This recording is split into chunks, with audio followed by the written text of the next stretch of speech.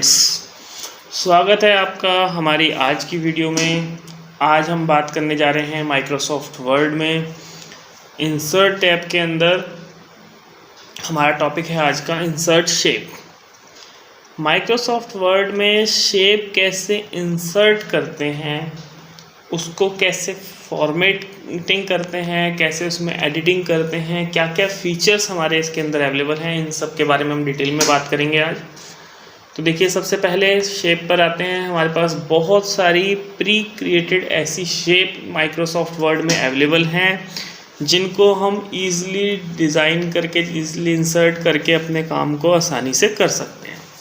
सबसे पहले अगर मैं शेप की बात करूं, जनरली लाइंस ड्रॉ करने की हमें ज़रूरत पड़ती है। सिंपली लाइन ऑप्शन हमें दिया हुआ है, आप लाइन पर टिक करें। क्लिक करने के बाद आप देखें प्लस का साइन बन के आ गया। आपको लेफ़्ट बटन प्रेस रखना है और जहाँ तक आप चाहें वहाँ तक की लाइन ड्रॉ कर सकते हैं। अब ये चॉइस है आपकी, लाइन आप स्ट्रेट लाइन लेना चाहते हैं, डायगोनल लेना चाहते हैं, किस टाइप से ड्रॉ करना चाहते हैं। सिंपली लाइंस पर आप क्लिक करके रखें। अगर आप शिफ्ट बटन प्रेस कर लेते हैं तो आप देखिएगा हमें एक फ़ायदा मिलता है शिफ्ट बटन प्रेस करने का कि लाइन इस फॉर्मेट में काम करेंगी आपकी। विदाउट शिफ्ट बटन आप कहीं भी मूव कर सकते हैं, और अगर आप कंट्रोल बटन प्रेस कर लेते हैं तो अलग ऑप्शन हमें एडवांटेज मिलते हैं। तो ये आपको देखना है आपको किस टाइप से ड्रॉ करना है। तो यहाँ पर आपके पास फ़ायदा है कि आप इन बटन्स को यूज़ करके बिल्कुल सीधी लाइन ड्रॉ कर सकते हैं। इसके साथ साथ एक बार आप लाइन ड्रॉ कर लेते हैं, उसके बाद आपके पास ऑप्शंस आ जाते हैं। ये ड्राइंग टूल जिसमें फॉर्मेट ऑप्शन दिया हुआ है, ये ऑप्शन खुल जाते हैं जिसके थ्रू आप लाइन को फॉर्मेट कर सकते हैं अलग अलग स्टाइल्स में। जैसे कि शेप स्टाइल दिया हुआ है, यहाँ पर डिफरेंट टाइप के कलर्स दिए हैं और डिफरेंट टाइप की बोल्डनेस इनमें दी हुई है लाइंस में। जैसा भी आप चाहें उस टाइप से सिलेक्ट कर सकते हैं। इसके बाद शेप आउटलाइन दी है जिसमें आपको कलर चेंज करने के बहुत सारे कलर्स ऑप्शंस दिए हुए हैं। आप यहाँ से चाहें यहाँ से भी इसका कलर चेंज कर सकते हैं। कलर के साथ साथ आपके पास ऑप्शंस हैं वेट के, मीन्स आप इसके वेट जो है वो भी चेंज कर सकते हैं। ज़्यादा डार्क लाइन चाहिए आप तो यहाँ से चेंज कर सकते हैं। आप चाहें तो इस लाइन को डैश लाइन में कन्वर्ट कर सकते हैं, डैशेस में कन्वर्ट कर सकते हैं। डिफरेंट टाइप के डैशेस ऑप्शन आपके पास अवेलेबल है। दिस वन और भी ऑप्शंस हैं इसमें, आप चाहेंगे तो वो भी मिल जाएंगे। फ़िलहाल मैं एग्जांपल के लिए आपको बता देता हूँ। जैसे इस टाइप के डैशेस ऑप्शन आप ले सकते हैं। इसके साथ साथ आप चाहें तो इन डैश ऑप्शन में आइए, मोर लाइंस पर। यहाँ पर आपके पास डिफरेंट टाइप की लाइंस के इफ़ेक्ट्स होते हैं।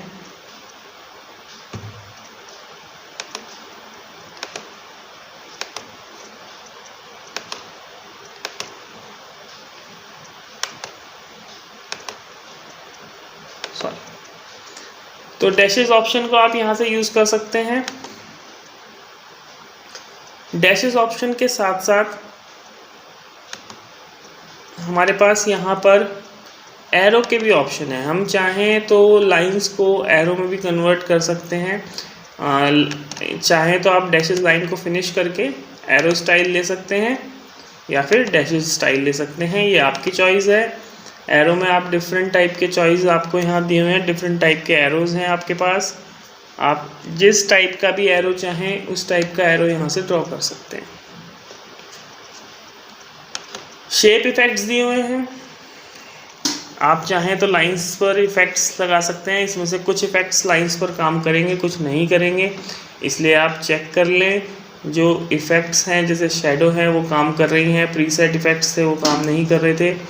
तो जिस टाइप की भी शेडो अगर आपको लगता है लाइन पे अप्लाई करने की ज़रूरत है तो आप यहाँ पर ले सकते हैं, और नहीं हो तो उसे आप छोड़ सकते हैं। रिफ्लेक्शंस दिए हुए हैं, लाइंस के रिफ्लेक्शन आपको शो कर रहे हैं। अगर आपको लगता है रिफ्लेक्शन की रिक्वायरमेंट है तो आप इसमें रिफ्लेक्शन का यूज़ कर सकते हैं। ग्लो ऑप्शन दिया हुआ है, लाइंस पे ग्लो अगर आपको देना हो तो वो भी आप यहाँ पर यूज़ कर सकते हैं। ये भी आपको डिफरेंट टाइप के ऑप्शंस गिवन हैं। जो ऑप्शन आपको सही लगे आप उसे यूज़ कर लीजिए। सॉफ्ट एज है ये, इस पे काम नहीं करेंगे, ऐसे एजेस के हिसाब से ज़्यादा सॉफ्ट कर देंगे तो आप बिल्कुल लाइंस जो है वो शो होनी बंद हो जाती हैं। बेवल इफ़ेक्ट्स हैं, ये भी इफ़ेक्ट्स इस पे ज़्यादा इफेक्टिव नहीं होंगे, तो बहुत सारे ऑप्शन इसमें कम यूज़ होते हैं। रोटेशन है, ये आपका जो है 3D रोटेशन वर्क करता है, इस टाइप के आपको कहीं रिक्वायरमेंट हो तो आप इसे देख सकते हैं।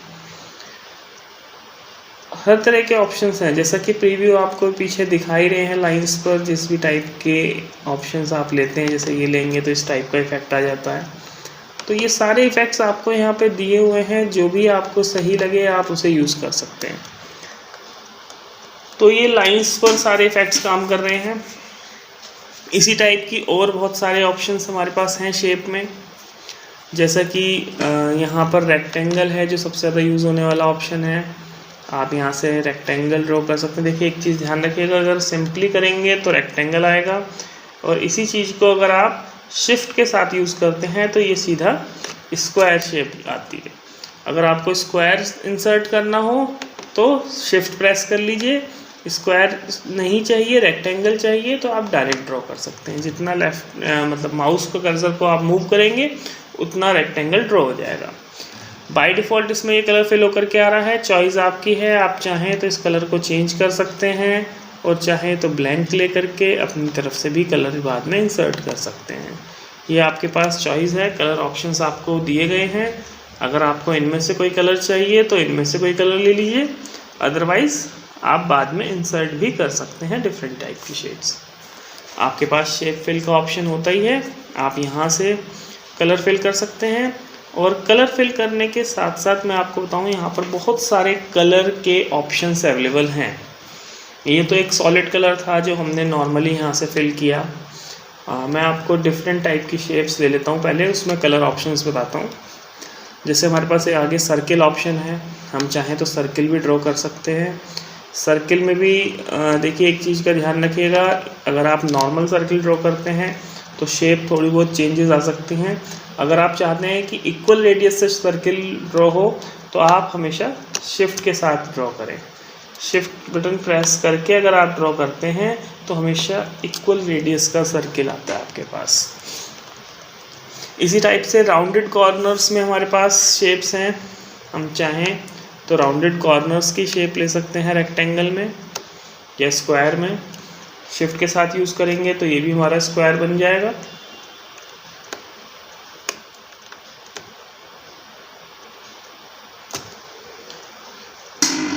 तो ये ऑप्शंस हमारे पास हैं, इसमें हम डिफरेंट टाइप के कलर शेड्स डालना सीखेंगे। शेप फिल पर आइएगा, सिंपली सॉलिड कलर जो आपको ये बाहर से दिख रहे हैं आप यहाँ से ले सकते हैं, अदरवाइज़ यहाँ से भी ये कलर ऑप्शंस हैं। इसी में हमारे पास मोर फिल कलर ऑप्शंस होते हैं, जिसमें हम कलर जो हैं डिफरेंट शेड यहाँ से सिलेक्ट कर सकते हैं, जैसा भी हमें सही लगेगा वो शेड हम यहाँ से ले सकते हैं। सॉरी,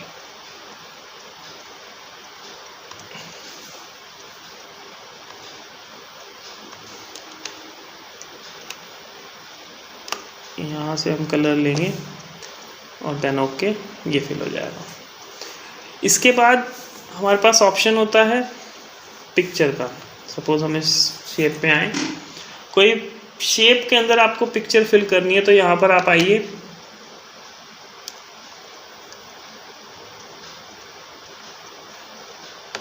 जस्ट अ मिनट, यहाँ पर आएंगे तो यहाँ पे ऑफलाइन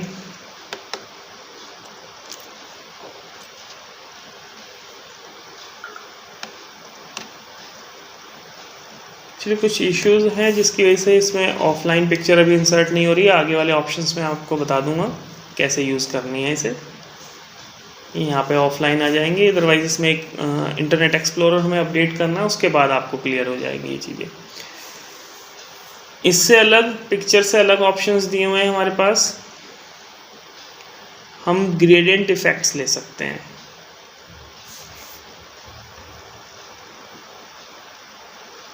मोर ग्रेडियंट इफेक्ट्स हमें यहाँ दिए हुए हैं। ये हमारे पास ग्रेडियंट फिल ऑप्शन होता है।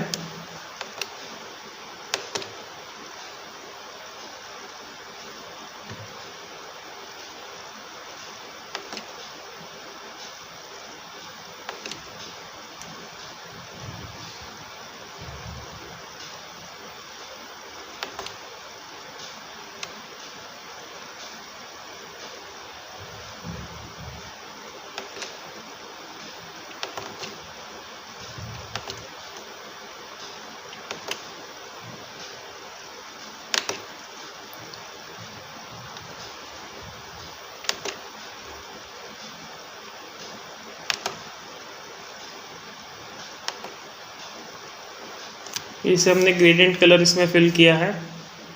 हम चाहें तो इस कलर को चेंज किया जा सकता है, मोर ग्रेडियंट ऑप्शन दिया हुआ है।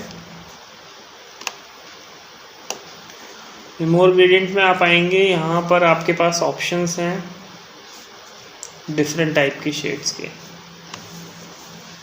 तो जैसे जैसे आप यहाँ से शेड लेंगे, इसमें आपके पास ये भी ऑप्शन है, आप रेडियल फॉर्म में चाहते हैं कलर या किस फॉर्म में, रेक्टेंगल फॉर्म में चाहते हैं, किस टाइप के डायरेक्शंस में आपको कलर चाहिए, वो ऑप्शंस आपके पास हैं। ये जैसे हमने रेडी लिया तो बीच में वाइट कलर आ गया। ये यहाँ पर आपके पास कलर चेंज करने की भी ऑप्शंस हैं कि किस टाइप का कलर कॉम्बिनेशन आप चाहते हैं। सपोज़ हम ऑरेंज के साथ कोई डिफरेंट कलर लेना चाह रहे हैं तो वो भी चेंज किया जा सकता है।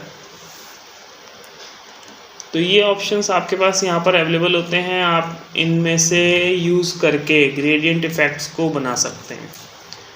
इसके साथ साथ हमारे पास टेक्सचर इफ़ेक्ट्स होते हैं। पिक्चर एंड टेक्सचर इफ़ेक्ट्स हमें यहाँ दिए हुए हैं। टेक्सचर में आप आएंगे तो आपके पास यहाँ पर आपको टेक्सचर फॉर्म दी हुई है डिफरेंट टाइप की। आप जिस टाइप का भी टेक्सचर चाहें उस टाइप का टेक्सचर सिलेक्ट कर सकते हैं, वही टेक्सचर आपके शेप में फिल हो जाएगा। इसके बाद आपके पास ऑप्शंस हैं यहाँ पर पैटर्न फिल करने का। आप चाहें तो यहाँ पर डिफरेंट टाइप के पैटर्न फिल कर सकते हैं। ये डिफरेंट टाइप के पैटर्न्स आपको दिए हैं, इन पैटर्न्स के कलर भी आप चेंज कर सकते हैं, ऐसी कोई इश्यूज़ नहीं है यहाँ पे। जैसा कलर कॉम्बिनेशन आप चाहें वैसा बना सकते हैं और उस टाइप का पैटर्न जैसा आपको सही लगे वो इसमें फिल किया जा सकता है। तो इस टाइप के बहुत सारे ऑप्शंस हमारे पास हैं, जैसा हम चाहें वैसा यूज़ कर सकते हैं। तो ये कलर फिल करने के भी डिफरेंट ऑप्शंस आपके पास हैं। आप शेप के अंदर डिफरेंट टाइप की शेड्स डाल सकते हैं, डिफरेंट टाइप के इफ़ेक्ट्स डाल सकते हैं। इसके साथ साथ आउटलाइन इफ़ेक्ट्स हैं, आप चाहें तो अपनी शेप के आउटलाइन का कलर चेंज कर सकते हैं अलग से, और साथ में आउटलाइन की विड्थ, जो इफ़ेक्ट्स हमने लाइन पे अप्लाई किए थे वो सारे इफ़ेक्ट्स यहाँ पर काम करेंगे। विड्थ चाहें विड्थ बढ़ा सकते हैं हम इसको चाहें तो हम आउटलाइन को डैशेस में इफेक्टेड कर सकते हैं।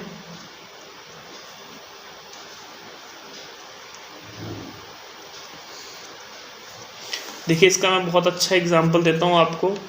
आप अगर किसी सर्किल में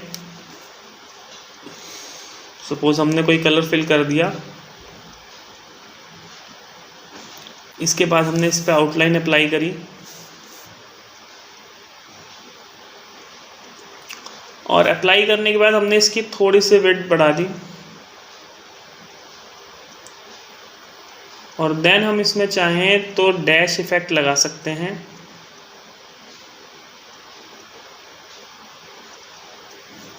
और थोड़ा सा अगर हम इसकी आउटलाइन विड्थ को और बढ़ाएं तो एक बहुत अच्छा इफ़ेक्ट आप इस पे लगा सकते हैं। अगर वैसे किसी पर्टिकुलर शेप पे आप इस टाइप से डॉटेड्स लगाना चाहें तो हमें बहुत सोचना पड़ेगा कैसे इफ़ेक्ट करा जाए, जबकि इसके थ्रू आप देखिए कितना ईजिली हम किसी भी चीज़ पे, किसी भी शेप पे, नॉट इवन ऑन सर्किल, आप किसी पिक्चर को इंसर्ट करने के बाद उसके फ्रेमिंग पे या किसी भी चीज़ पे आप इस टाइप के इफ़ेक्ट्स को लगा सकते हैं। तो देखिए शेप में इसके बाद बात आती है शेप इफ़ेक्ट की। जो इफ़ेक्ट्स हमने भी पढ़े हैं वो इफ़ेक्ट्स इन पर शेप पे भी काम करेंगे सारे। आप देखें इस पर अलग ही इफ़ेक्ट्स आने शुरू हो जाते हैं शेप पे, और बहुत सारे ऑप्शंस दिए हुए हैं। शेडो के ऑप्शंस हैं, शेप पे आप डिफरेंट टाइप की शेडो ले सकते हैं। शेप पे जो हैं आप डिफरेंट टाइप के रिफ्लेक्शंस ऑप्शंस दिए हुए हैं, उन्हें यूज़ कर सकते हैं। डिफरेंट टाइप के यहाँ पर ग्लो ऑप्शंस दिए हुए हैं, आप चाहें तो ग्लो ऑप्शन यूज़ कर सकते हैं। एम्ब्रोजिंग इफ़ेक्ट है, सॉफ्ट एज है, बिवेल ऑप्शन है, मतलब जिस टाइप के भी आप चाहेंगे उस टाइप के इफ़ेक्ट्स यहाँ पर अप्लाई किए जा सकते हैं। देखिएगा ये चीज़ ध्यान रखें, जब आप ये इफ़ेक्ट्स को अप्लाई करें तो चेक कर लें, क्योंकि बहुत सारे इफ़ेक्ट्स ऐसे हैं जो हर शेप पर या हर लाइन पर या हर पर्टिकुलर चीज़ पर अप्लाई नहीं होंगे। मोस्ट ऑफ द चीज़ें अप्लाई हो जाती हैं, बट सारी हों इट्स नॉट कंपनसेशन। तो ये चीज़ ज़रा ध्यान रख कर के आप अप्लाई करें। तो जैसे अब ये देखिएगा ये इफ़ेक्ट्स हैं अपने आप में, तो इस टाइप के इफ़ेक्ट्स आप सारे इस पर अप्लाई कर सकते हैं। ये वर्ड आर्ट के स्टाइल है, ये आगे हम पढ़ेंगे, उसके बारे में आपको पता लगेगा। लाइन, टेक्स्ट, ये सब चीज़ें उसमें ही हैं।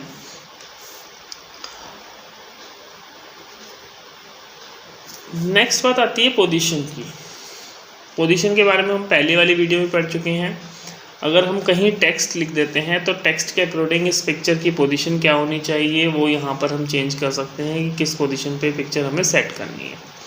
तो ये जो टेक्स्ट होगा, जैसे हमने पेज के सेंटर में ली है, या नॉर्मली एक ब्लैंक पेज पे मैं आपको बता देता हूँ जिससे आपको और क्लेरिफाई हो जाएगा।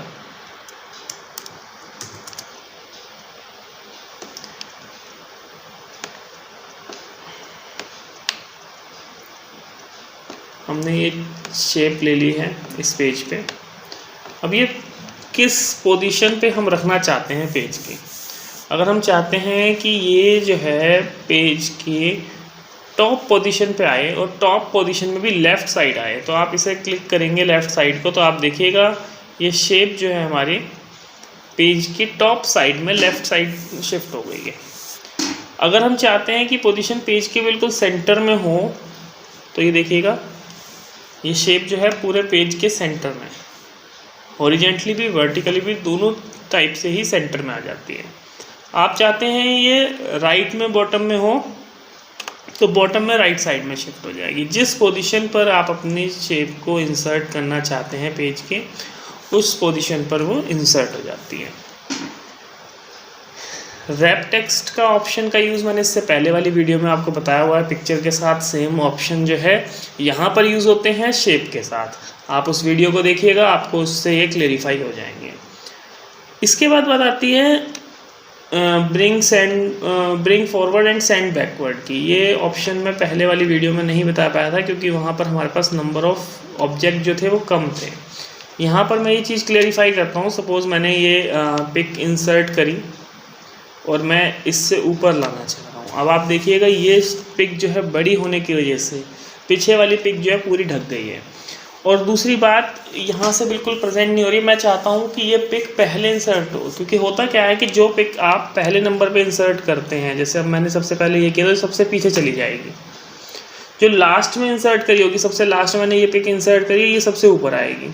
तो बहुत बार शेप जो है हमें डिफरेंट चाहिए होती हैं, और हम चाहते हैं कि ये पिक्चर शेप जो है जो छोटी है वो ऊपर की तरफ मूव हो जाएं और जो बड़ी इमेजेस हैं वो पीछे चली जाएं।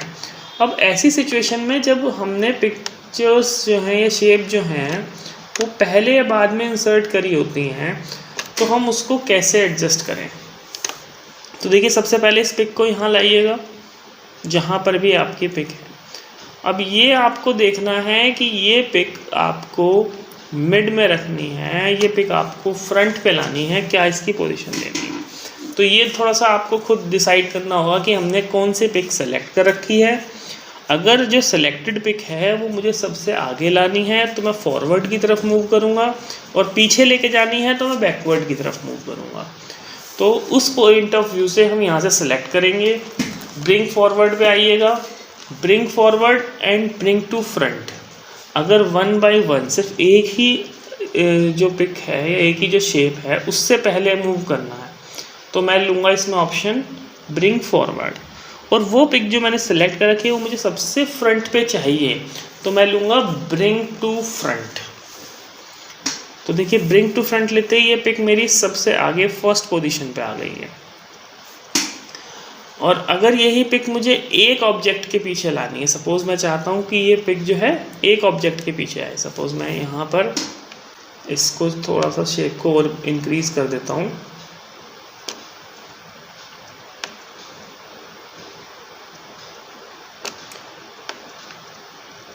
और मैं चाहता हूँ ये जो रेक्टेंगल है वो इन दोनों सर्किल के बिल्कुल मिड में आए।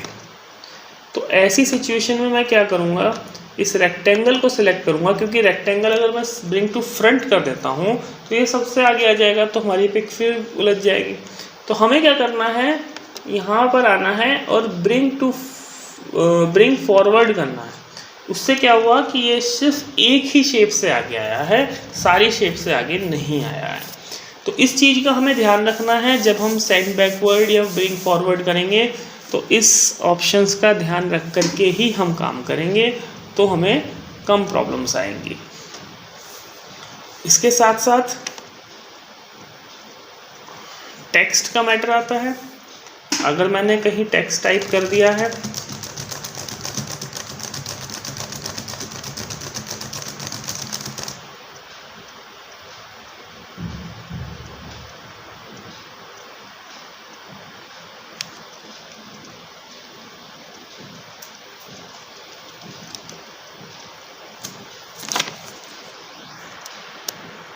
तो देखिए, टेक्स्ट टाइप करने के बाद थोड़ा सा टेक्स्ट ज़्यादा चाहिए होगा मैं, क्योंकि शेप ज़्यादा है, तो मैं इन्हें कॉपी पेस्ट कर लेता हूँ ताकि हम इनको प्रॉपर समझ सकें।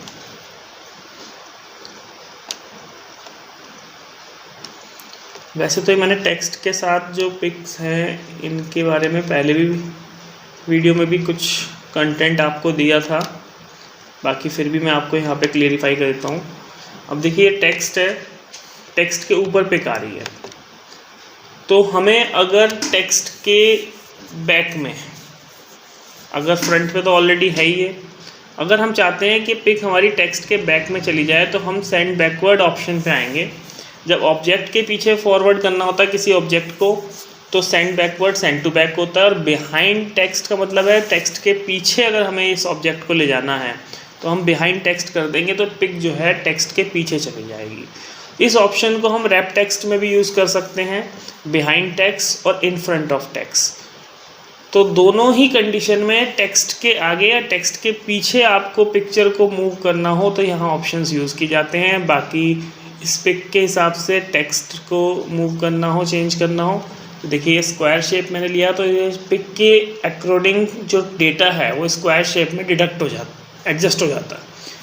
अगर मैं इसमें टाइट ऑप्शन लेता हूँ तो जो पिक की शेप होगी, सपोज़ मैंने पिक अगर रोटेट करी है, तो एज़ पर द रोटेशन जो पिक की शेप आएगी उस हिसाब से आपका डेटा जो है वो पिक के हिसाब से एडजस्ट कर लेगा। स्क्वायर शेप लूँगा मैं, तो स्क्वायर शेप में क्या होगा कि डेटा स्क्वायर शेप में कटेगा, और टाइट ऑप्शन लेने के बाद पिक की शेप जो होगी उसके अकॉर्डिंग वर्क करेगा। थ्रू ऑप्शन लेता हूँ तो क्या होगा, डेटा जो है उसके अकॉर्डिंग ही एडजस्ट रहेगा। टॉप बॉटम लेता हूँ तो डेटा जो है इसके टॉप और बॉटम में शिफ्ट हो जाएगा। और बिहाइंड और अबव मैंने आपको बता ही दिए थे। एडिट रैप पॉइंट के बारे में मैं इससे पहले की वीडियो में आपको बता ही चुका हूँ। आपने अगर डिटेल में ना चेक करा हो तो आप उस वीडियो को देख करके वहाँ से भी इंफॉर्मेशन ले सकते हैं। देखिए, नेक्स्ट एक ऑप्शन है कि जैसे हमारे पास ये शेप्स हैं, ये डिफरेंट हैं।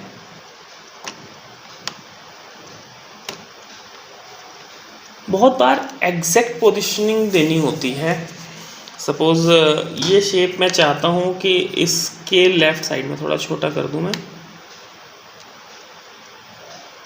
इसके लेफ़्ट साइड में एडजस्ट हो जाए या टॉप में आ जाए या बिल्कुल सेंटर में आ जाए शेप के, तो यहाँ पे हम यूज़ करते हैं अलाइनमेंट का।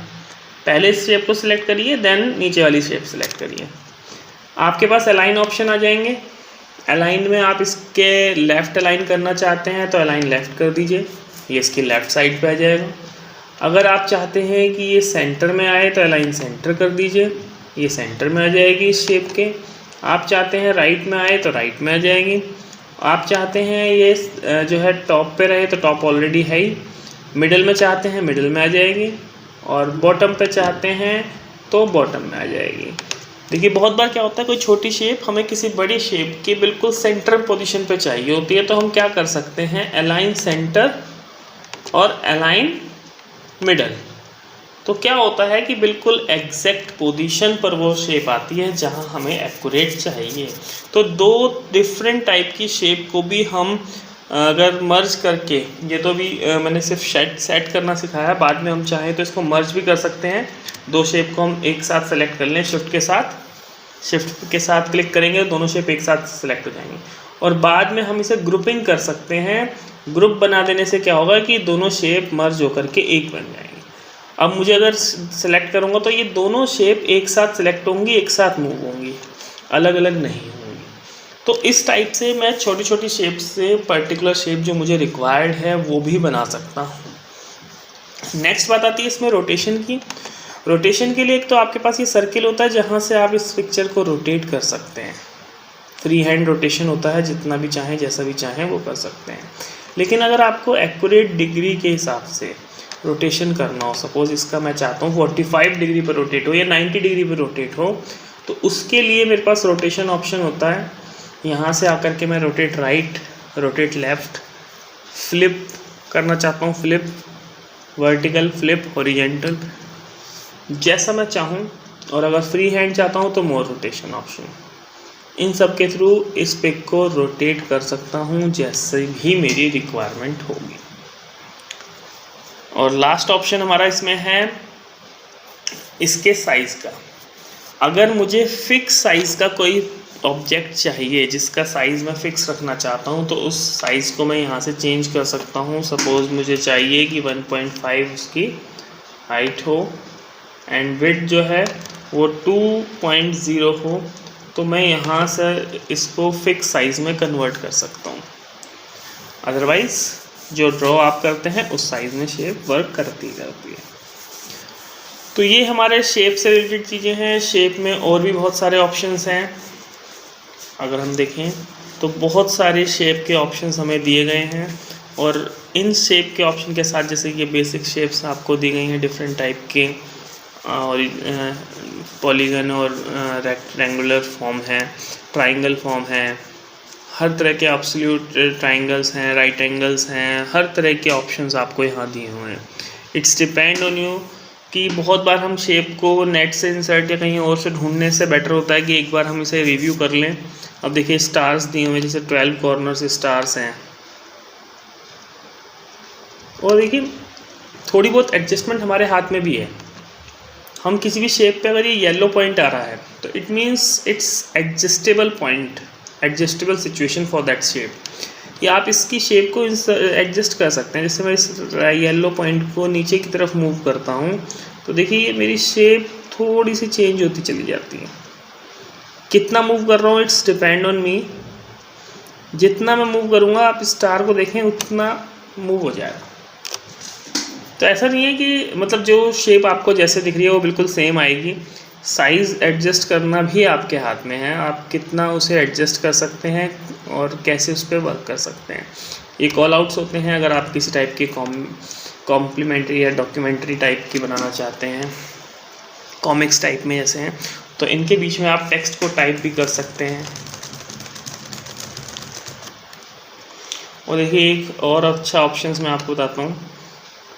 सपोज़ मैंने ये शेप बना दी है और मैं चाहूँ तो इस शेप को यहाँ से चेंज भी कर सकता हूँ। चेंज शेप का भी ऑप्शन है मेरे पास कि अगर मुझे ये शेप जो है बाद में कन्वर्ट करके इस फॉर्म में चाहिए तो यहाँ से वो इस फॉर्म में कन्वर्ट हो जाएगी। ये पॉइंट्स मेरे पास दिए हुए हैं, मैं चाहूँ तो इस शेप को यहाँ से एडजस्ट भी कर सकता हूँ। ये पॉइंट्स दिए हैं, मैं यहाँ से इसको एडजस्ट कर सकता हूँ। और देखिए एक अच्छा ऑप्शन यहाँ पे दिया हुआ है ड्रॉ टेक्स्ट बॉक्स। हालांकि टेक्स्ट बॉक्स के ऊपर मैं एक वीडियो और बनाऊंगा, क्योंकि जो बॉक्स है उसके अंदर टेक्स्ट लिखना हो तो क्या प्रोसेस होता है, ये उस चीज़ के लिए है। आगे इसमें एक ऑप्शन आएगा जिसके बारे में हम पूरे डिटेल में पढ़ेंगे टेक्स्ट बॉक्स। फिलहाल ये हमारा कॉन्सेप्ट नहीं है, इसको हम बाद में लेते हैं ताकि हमें क्लियरिफाई हो सके बाद में। तो एट प्रेजेंट इंसर्ट शेप में इतना ही है। किसी शेप को इंसर्ट करना, कैसे उसमें एडिट किया जा सकता है, कैसे उसमें मैक्सिमम फीचर्स को यूज़ किया जा सकता है, वो मैंने आपको समझाने की पूरी कोशिश करी है इस वीडियो के अंदर। आपको फिर भी कोई डाउट हो तो आप मुझे कमेंट कर सकते हैं, कॉल कर सकते हैं। And thank you very much. और हमारी वीडियो को ज़रूर शेयर करिएगा ताकि और लोगों तक भी ये जानकारी पहुंच सके।